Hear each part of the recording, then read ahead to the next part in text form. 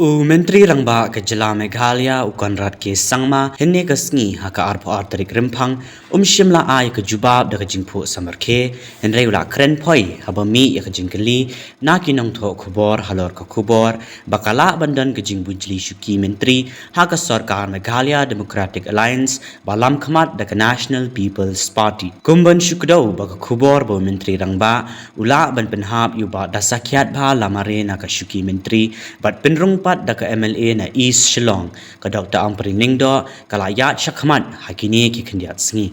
Myntri rangba ula ong ba ula keren syai ba kanumdan ka jingya bujli shuki Myntri bat ong ru badai ban keli na ne kanong thok kubor ba yathu yakata la ne kan penham ne em. Will there be a cabinet reshuffle within the MDA? No, I've made it very clear there will not be any cabinet reshuffle in there.